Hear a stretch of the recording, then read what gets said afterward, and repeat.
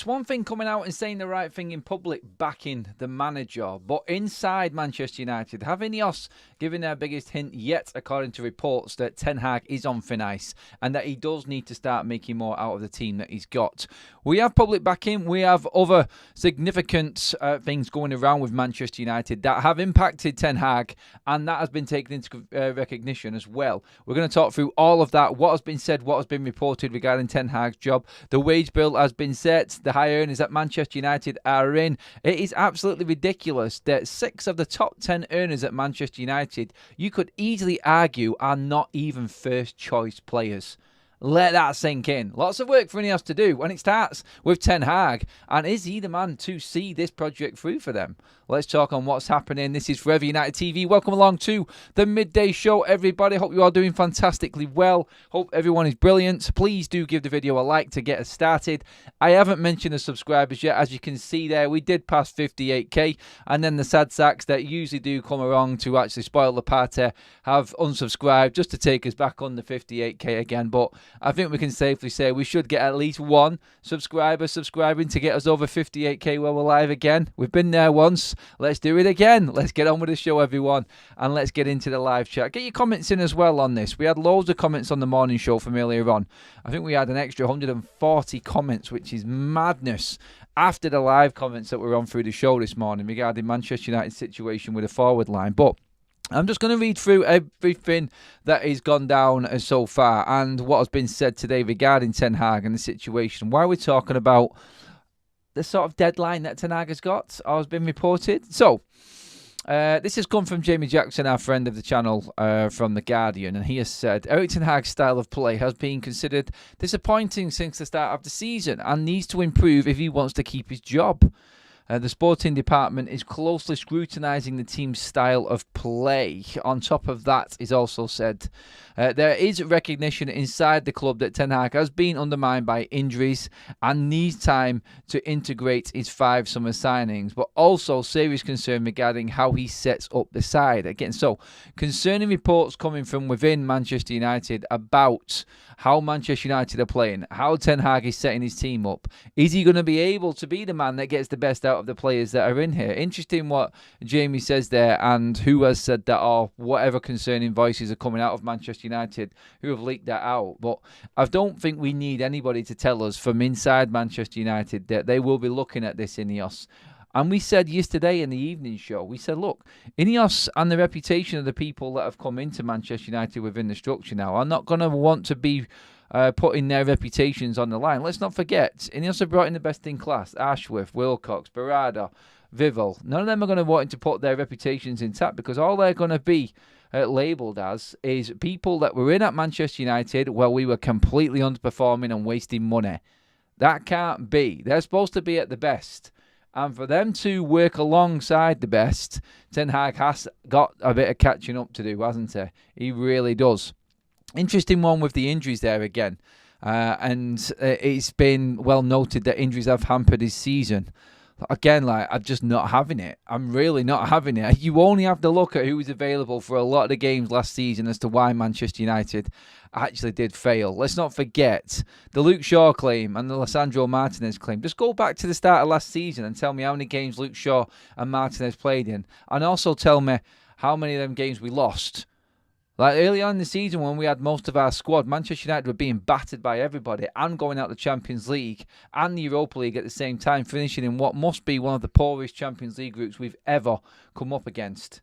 Embarrassing, but no one wants to remember that. So everyone wants to use the excuses and injuries and just remember the good bit, which was the end of the season, having dealt with all of these injuries and that so-called 66 different injuries. Look at the players that were injured and if they're actually being used, and then bring that into the equation. Look at how often he had everyone he needed in that front line available and run into last season. That's what you've got to take into consideration with Ten Hag. And I think where it's sort of backing themselves in making a statement and acknowledging the fact that there was injuries last season, which there was, but we should never be using it as an excuse is my only thing with that, like you all know. But acknowledging that and making sure they're coming out and publicly backing Ten Hag and making sure that everybody knows where they're actually at and what job they have done, and I said this yesterday, Ashworth coming out and Barada coming out isn't so much backing Ten Hag. And anyone who thinks that that was them making a big statement and backing the manager yesterday, or the day before, sorry, then you do need to have your head tested a little bit. All they've done in what they did in coming out is backing themselves. We have done this in backing Ten Hag. We have taken pressure away from Ten Hag by relinquishing some of the strain that's on him in terms of workload at the football club. We're doing everything to help Ten Hag get everything right on the pitch. We for Ten Hag, Ten Hag, Ten Hag. Look at the message which is in the statement. It's them backing themselves about what they have just done in the window. Don't forget, Omar Barada did come out and say that Ten Hag was kept on at the football club before they arrived. So that's everything that you also need to take into consideration as well. So look at what was said, dissect it properly, and look at the hidden message from within, because that was the more important line for me. And I think that's what's important in what we're reading today as well. It's like, yes, you need time for these players to bed in. The problem I posed to everybody this morning, the question that I put out there was, will Ten Hag actually play these 5 new signings that INEOS have put in? How much power have INEOS actually got at Manchester United in terms of telling Ten Hag that these players need to actually come in? Ten Hag will have you think that we can wait another 4 years before we actually get everyone playing good football. It's complete and utter garbage. It really is. Manchester United in their 3rd year with Ten Hag should be identifying as a certain style, as a certain type of football. We're not. We're still trying to find the right players, and we're spending multi-millions in trying to find them players and wasting a lot of that money as well. So will INEOS enforce these players in on Ten Hag? Will we see Ten Hag trying to make these players play now, just so it looks like he is working with this structure and taking on board them players that they have worked their asses off to get in through this summer for him? It's going to be really interesting to see if anything does improve and if it is involving the players that INEOS have been a part of so far this summer. Because Ten Hag, I feel, while he's still playing Rashford, you've got a problem. While he's still dealing with Anthony, like we said this morning, you've got a problem. And I honestly feel, and this is why I said that Anthony will not get the game time this season, it's because of this situation. It's completely new. INEOS are not going to wait around like the old regime and make excuses up. They're going to want results. And then they will pull the plug if there is no major improvement. I think United will improve this season and the new players will make United better. I think everybody's just stating the inevitable and the obvious right now. And there's more to it than that. It's how Ten Hag actually plays them. Inevitably, when you bring a better player in, your team performance is better because they are technically better. The system then gets found out because players get found out. It's like Kobe Mainoo and Garnacho had great seasons last season. Teams will find them out. It's then down to the manager to try and figure out the best way to counteract that and figure the best positions and formations and strategies to work with these players. You know what they're all about. You can't just keep throwing players in. It's like against Liverpool, the prime example was Marcus Rashford. Is he being told by the manager, like Nuruddin said in the fan vlog, how to play? Don't take a player on, keep the ball, recirculate the ball, bring it back inside. Because when Ahmad came on, Ahmad just went at the defender on the other side. So I can't see it being different for one side than it is for the other. It's all down to instructions, it's all down to planning, it's all down to the strategy and the system that the manager implements. And whether INEOS are going to wait around for their players and their investment to come into this side, because them 5 players are all key first team choice players that have been brought in this summer. You don't spend that amount of money to watch them players sit on the bench for 5 games in a row. You want your manager to actually be backing you in playing them players as well. So they're backing Ten Hag. Is Ten Hag going to back INEOS? Because there's a lot of work gone into this summer and we've all bigged it up. And there's only one man in charge of how we actually utilise it right now. And that's the man in the dugout himself, Erik Ten Hag. Let's get into the chat. We are interactive as always in the midday show. So I want to know what you guys are thinking. Just as I said in terms of Ten Hag, I want to know what you guys are thinking in terms of how INEOS will wait. How long will they wait for this to actually come through in terms of the players? And what Jamie Jackson said in his Guardian article about them understanding the injuries, but they will give him time, obviously, as well, to integrate the new signings. And what do they expect from the new signings? Like, Bruno Fernandes has already come out, don't forget, and said 4th place finish is a minimum for Manchester United this season. We are a country mile off 4th place right now in the way that we're playing. So he's backing himself. INEOS are backing themselves. Is anybody backing Ten Hag? Does anyone believe in Ten Hag? Someone asked a question earlier on today as well. Do you feel like Ten Hag is actually listening to his assistants? They can see where things are going wrong. Has anybody actually got the kahunas, the jugulars, to actually say to Ten Hag, look, Eric, this is not working. We need to do something different. Let's get into the chat anyway. We have to welcome a couple of new members as well into the house. We've had 2 new members gifted by the legend that is London as well. Let's get through them and give them a shout out first of all. Why can't I see that on my screen? It's not letting me view. Welcome to the new members. YouTube's not letting me see you for some reason. Welcome along and thank you, London legend mates. Super chat in for Mark. There is one main change needed. The keeper is crap. I think there's a couple, actually, Mark. There's a couple that need changing. By the way, guys, we did pass over the 58k subscriber mark, so thank you for taking us back over again. Keep subscribing as we go along in the show, guys. It's fluctuating up and down because there are haters who will deliberately just unsubscribe just to piss us off. So if you want us to win, make sure you are subscribing and make sure that you are hitting that bell notification as well. More importantly, to make sure you're up to date with all of the free content coming out of Forever United TV. Member who's just renewed after being a member for 5 months. Kazi, thank you. Fantastic show. Keep it up. Congratulations on 58k subscribers. We're on the road. We are realistically on the road to 60k. It's crazy. Wonder what we'll be on before this year finishes. That's something that I'll have to ask and see what people can predict. See who gets the closest. We may do a giveaway for that one. Like the closest person to actually guessing how many subscribers we're going to be on before the end of the year gets a prize. Something like that. We'll work it in anyway. Okay, let's get into the chat. INEOS will be looking for a style of play implemented, a visible improvement and consistency. Andrew Douglas, thank you for that comment. It works in line with what was said and was rumoured out. So there were some rumours coming around that United and the regime and hierarchy were not too bothered about the actual 4th place finish. I think that was crap. But in the same sentence, they also said, we're looking for progression on the pitch. We're looking for the players to improve, the style of play to improve, and the football to be more entertaining, for God's sake, more importantly than anything. And I think that is the key one in all of this. They need to see something on the pitch which visibly looks different and better and improved from Eric Ten Hag's teams. I think that's what this is all about, and this is where we're going with it. So I just feel like right now, Ten Hag, where he's going to get the time with his new players, I do also feel like INEOS are going to be looking for something more. So when these players come in, and Ten Hag is going to have to play them. We've obviously talked about the opportunity for Ten Hag not to play him because some of them might not have been his first choices and all of that. Do you reckon he could actually hide behind the players in terms of not playing them yet so he's got more time and more excuses to use? I can't see that. I think we're going to see Lenny Yoro integrated quite quickly.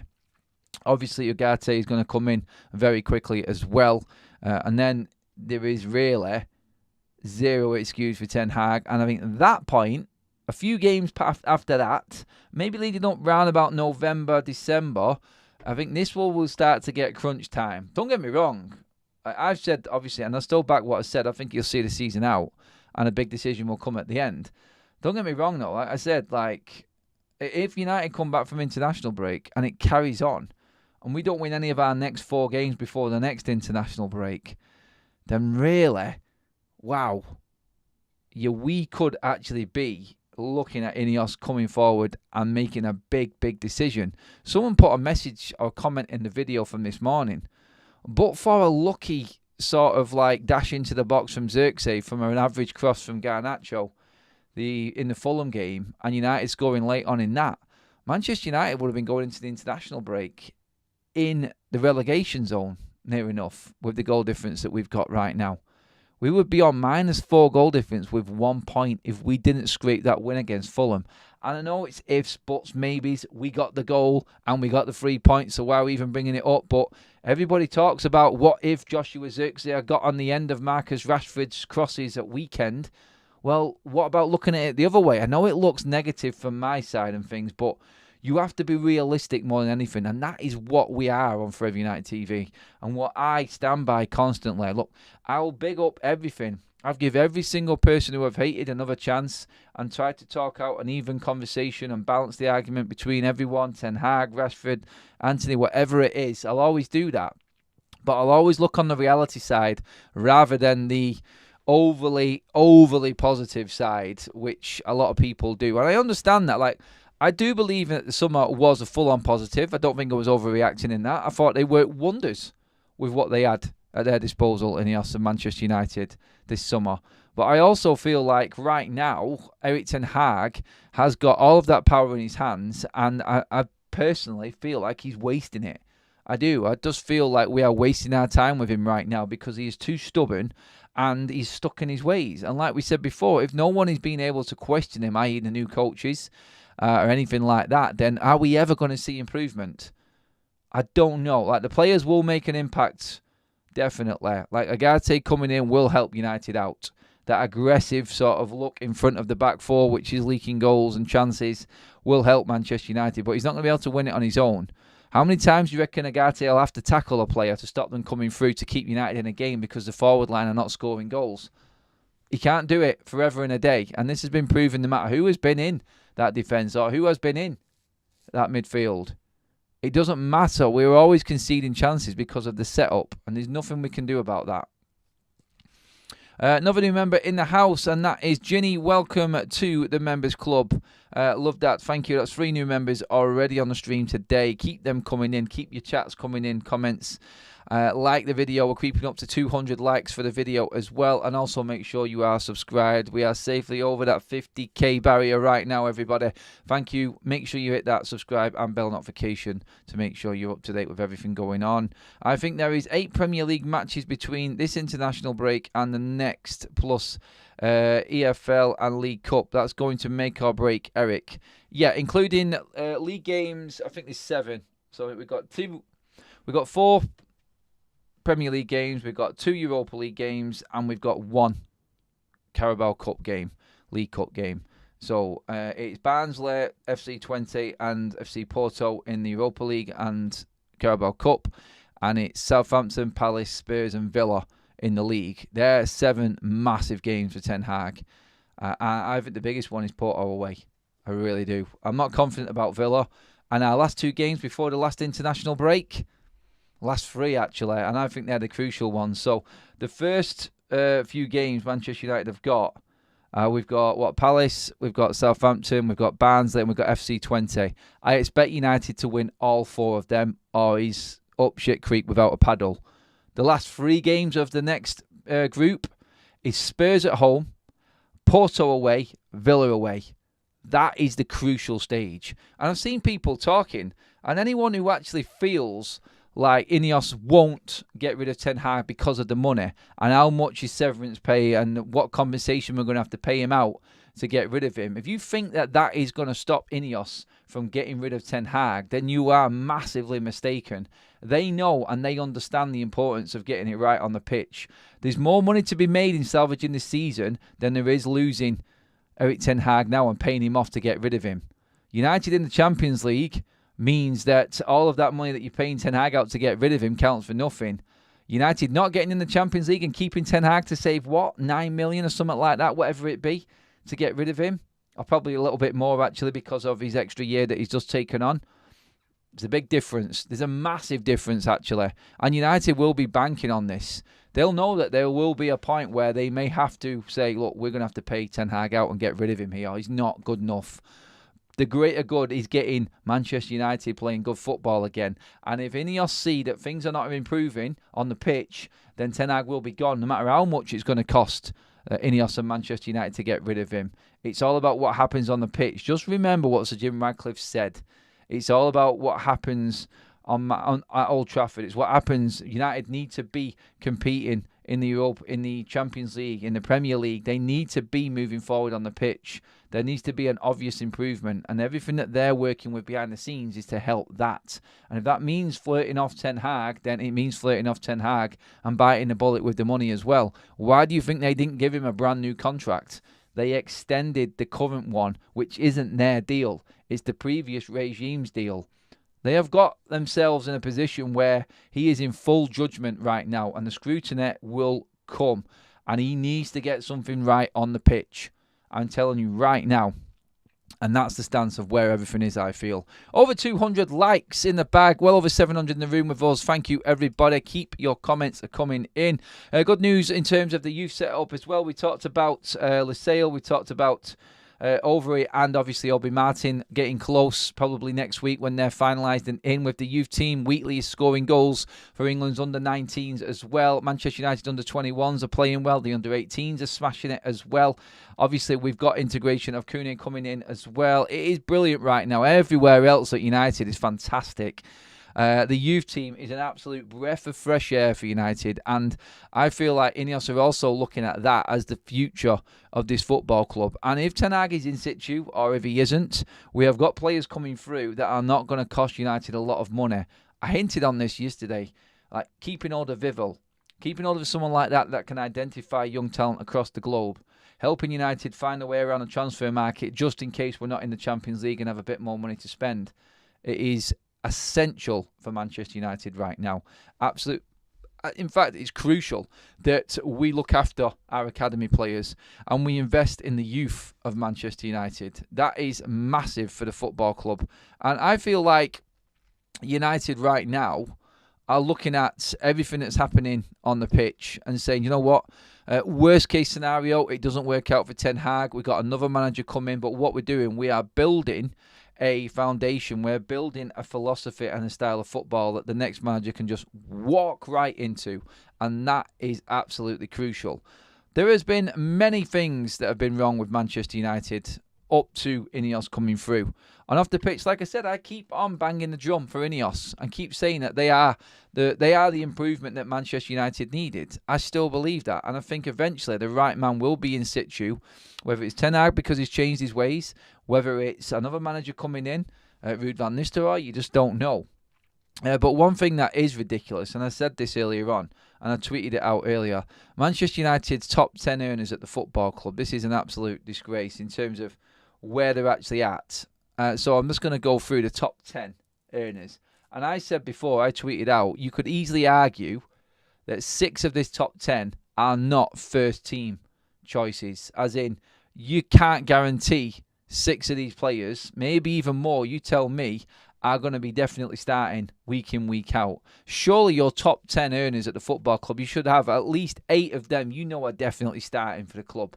100% starting. I'll read through it right now. Obviously, top 2, we've got Casemiro, we've got Bruno Fernandes, then we've got Marcus Rashford, Mason Mount, Antony, Matthias de Ligt, Harry Maguire, Christian Eriksen, Luke Shaw, Victor Lindelof. The fact that Christian Eriksen and Luke Shaw are on that list is absolutely paining me right now.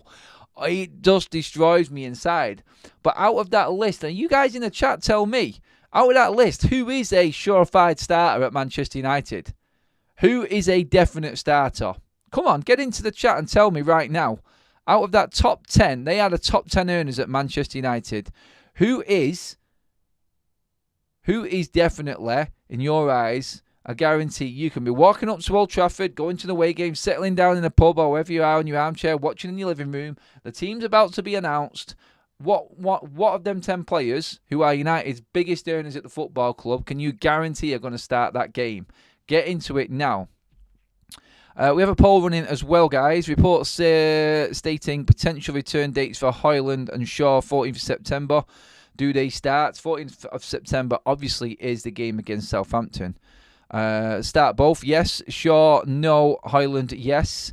Both, no. Shaw, yes. Højlund, no. So you've got a few options there in terms of starting both, starting Højlund, starting Shaw, or starting none of them. Keep your votes coming in on that one as well, guys. Mark with a super chat says, Paul, does a new manager get more out of the players? That's the question. I was going to bring that up in a minute, but I want to go through this earning one right now. So, in terms of the players, like I just said, like, which ones of these players are definitely starting for Manchester United? Because these are the top earners. Ahmad with a super chat, first of all, thank you for that, mate. If Erik Ten Hag does get sacked, in your opinion, should we get a new manager in or allow Ruud to go at it? Well, I think ultimately, Ruud will get the interim manager job if Ten Hag is sacked. And that will be key. Mark just alluded to it there on the Super Chat as well. And that was like, will another manager get more out of these players? Can you imagine that Ten Hag does go and then Ruud van Nistelrooy starts getting this team playing well and gelling together? And he's been there all along. It just goes to show, that would go to show how stubborn Erik Ten Hag really is. Look, I still want Erik Ten Hag to get the best out of these players. What I'll keep saying, and I keep reiterating it, I don't think he is going to be able to. I think he's too stubborn, and I think he's convincing himself that much. He will not listen. He still thinks that United are playing great football right now and we're the best team, second best team in the country. That is just delusional to another level, and that's what concerns me. Okay, let's see. Bruno is a starter, says King D. Bruno, and no, can't be. Mainu's not on the list, guys. So anyone, I'll read the list again so you can get involved in it. These are United's top 10 earners at the football club. Casemiro, Bruno Fernandes, Marcus Rashford, Mason Mount, Antony, Matthias de Ligt, Harry Maguire, Christian Eriksen, Luke Shaw, and Victor Lindelof. The question I want to ask is, who of them 10 players, go into Manchester United starting 11? Like, you're getting settled for the game. What of them 10 players actually do you put a banker on? As in, you know that they're going to start the game. How many of them? Honestly, but you could question all of them. Like, for me, I'll go through mine. So Bruno Fernandes definitely does because he's the captain, obviously. Marcus Rashford because of Erik Ten Hag. Mason Mount is a no. Casemiro now with Agate coming in is a no. Antony, no. Matthias de Ligt, it's debatable. It is debatable. But I would say he probably starts now that he's got his first starts ahead of Harry Maguire, who's just below him. Don't think Harry Maguire is a definite starter. Christian Eriksen, wow. Luke Shaw, you couldn't even debate Luke Shaw. Look, if Luke Shaw's fit, I think he starts. So if we just forget injuries and everyone's available, I think we can say Luke Shaw is a starter for Ten Hag. The debate about his injuries and everything else is just a different argument altogether. Victor Lindelof, oh my God. 6th choice centre-back at Manchester United. He's in the top 10 earners of this football club right now. Let it settle. Let it sink into your head. And then tell me it doesn't infuriate you like it does me. Probably not as much as me, because you all know my opinion on Victor Lindelof anyway. But that is the biggest piss boiler ever. That Victor Lindelof is in the top 10 earners at this football club. And he's 6th choice centre-back at Manchester United. Oh my God. Like, that is just exactly what INEOS have come in to try and figure out and try and fix. Because that from the old regime is just beyond a joke. You look at, like, the players there. Out of all of them players that have been brought into Manchester United, and this is more proof that INEOS are taking United forward, there's only one of United's 5 summer signings under the regime of INEOS and under the control and the sporting control of Sir Jim Radcliffe's team. There's only one player that fits into the top 10 in terms of wages. Now, what does that tell you? That tells you that they've seen the issue at this football club and that they are going to fix it by hook or by crook. Like, you only have to go through it. And you look at the signings that are in there from, like, Ten Hag's signings, I think, take up half of it. So you got Casemiro, Mason Mount, Antony, Matthias de Ligt, Christian Eriksen. Yeah, half of them are Erik Ten Hag signings in there as well. So it dates back even more. It goes back beyond Erik Ten Hag as a big problem, this one, in terms of the players and how much money we're wasting at this club. We are an absolute laughingstock, honestly. Other football clubs will be looking at this and going, damn, they're fixing it. They've actually realised where the problem is and they're actually getting down to the bare bones and getting around to fixing it. Unbelievable. That is what I will say. Absolutely. Unbelievable, Jeff. Woodward is a fraud. Lindelof must have great agents. He does, either. Boxing tells me most of the new signings are shite, Adam. No, Boxing, come on. Even I can't be negative on that one. It means that they're in a proper structure. It means that they're not being overpaid. That's all it does. All of the signings from before were brought through as desperation signings, I feel. Look, Eriksen, 150 a week. That's ridiculous. Casemiro, we know already, ridiculous. Mason Mount, the biggest one on that list. And this is nothing against Mason Mount, but he is not £250,000 a week player. It's crazy. And I do believe that signing is what Bruno's agents have gone with in terms of getting him his new deal. Because they're obviously going to use that as the benchmark. And they're just going to say, look, if he's on that, don't even try kidding us right now. Bruno Fernandes needs to be on XXX amount of money. Absolutely crazy. It really is. But I just look at it and I go, look, thank God we've got INEOS in charge right now. Because no matter what happens on the pitch, at least we know we've got the right footballing people above the manager and the coaches right now. So when a decision is made, it's made properly. It's not knee-jerk. It's not with not having knowledge of what's actually going on and looking at everything properly. Look, INEOS are going to give Erik Ten Hag a chance. I think every one of us can say, look, right, okay, let's see when he gets these new signings in and let's see how the next couple of months goes. And by the time the last international break in November is over and we're heading into the nitty-gritty part of the season, when it's probably beyond or just salvageable, then a decision might be made. But I'll go back to saying it again. The biggest game that he's got coming up out of that next 7 games is Porto away. The Europa League is massive for Ten Hag and his future at this football club. He has to be finishing comfortably in that top 8 and automatically qualifying. If he doesn't, and I think he should be sacked on the spot because that is embarrassing. It really is embarrassing. And I don't want no crap about this team is good. Don't disrespect this team who is still in the Europa League. It's top 8. I'm not asking much. All I'm asking for is automatic qualification from the Europa League. And he just about salvages his job. The league, well, we know what he thinks of the league. And we'll see how we perform in them 4 games. All tough games. Honestly, right, you could look at it and go, them 4 games coming up, they're all 50-50 games in a way, with the way that United are playing.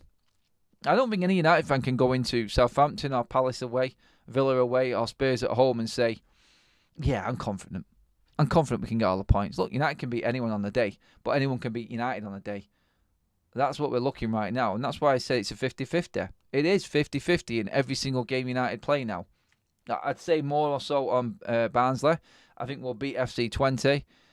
But everything else, like the Barnsley game and the FC20 game, I think United will win. They're the only 2 games out the next 7 that we've got coming up that I am confident we'll get the 3 points in. Or the win, let's just say. Both cup games, actually, so not 3 points. 3 points in the Europa League, but obviously winning the Carabao Cup. I mean, can you argue with that? Can you say? Leaf says 3-4-3, Onana, Martinez, De Ligt, Mazraoui, Dalot, Agate, Casemiro, Anthony, Garnacho, Mainu, Ahmad, who would be the way to go forward. Well before Christmas, Stu, it's if it's bad enough games to turn it around. He does. 3 of the top 10 are at least a step too slow to play in the Premier League. Forget starting. Says, I can't remember who says that. We always say things like our players don't get into other good teams. That's because they are underperforming, not because they're not good players. We need to get the best out of the quality we have, says Kaz. Never a true word.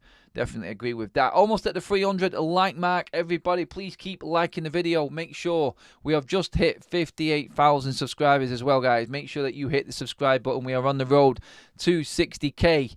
We are moving fast. Thank you, everybody, for all of your contributions. Thank you for all of your input in the shows from today already. We're getting great feedback on the shows, doing something different now that the transfer window is over. Keep your comments coming in. We'll try and get back to as many of them comments as we possibly can. We had hundreds before in the early show, and I want that again this afternoon. So please do hit that like button. Absolutely buzzing with that, guys. What a great show that was. Breaking down why Ten Hag has got a deadline in terms of him keeping his job at Manchester United. Word from Jamie Jackson from The Guardian and what's been said regarding how the Manchester United hierarchy are looking at Ten Hag right now and judging him. Get your thoughts on all of that we discussed. Also, top 10 earners at the football club. I've just named them out there. You let me know. How many of them can you definitely say is going into that starting 11 at Manchester United? It is a joke. It really is a joke. But that is it for now, guys. I will see you all later on this afternoon. This evening's show is at 6:30 as always. Make sure you're there. Our fully interactive show We're going to bring in you everything that's happened over the afternoon. I'm going to do some bits now, get myself sorted, and then I'll be ready for you guys later on. Have a good one. I will see you all later on, everyone. And yeah, that's it, pretty much. 20 times United. Let's go.